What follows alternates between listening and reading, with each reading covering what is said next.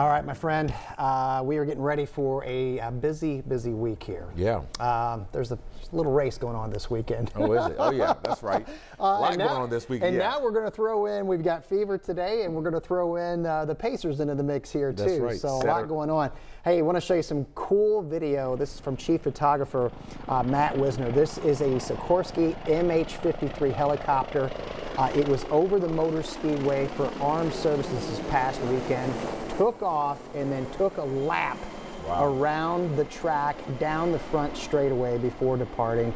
How cool is that? That is cool. Wow. And thankfully we had some nice weather this weekend, some warm weather too, and a carbon copy today at the Motor Speedway if you're heading over for the last practice before we start to get into the meat and potatoes of what's ahead here this weekend.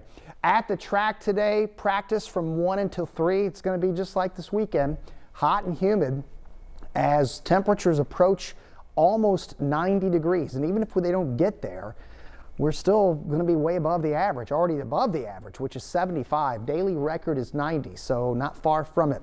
I mentioned the Fever. If you're heading to the game tonight, dress comfortably in and out of the field house. It's going to be warm, going to be humid. 7 p.m. tip-off against the sun here. Speaking of sun, we have plenty of that for today. A few clouds kind of bubbling up a little bit. 83 with the dew point is 62, so it could certainly be more humid, but it's also the air that you can kind of feel too. And you're starting to see some of the clouds popping up a little bit. Can't rule out something developing here, especially west-northwest, similar to where they were the last couple of days. Lafayette, Delphi, Monticello probably have a much higher chance of seeing something develop here, and can't rule out the storms that do fire up possibly becoming severe. There's a much greater chance near Chicago and a much greater chance near the Central Plains. All right, so this is kind of an active pattern around the central part of the country here. Doesn't mean that we're going to have a lot of storms. And even as we go into tomorrow, I think the heat's the bigger story.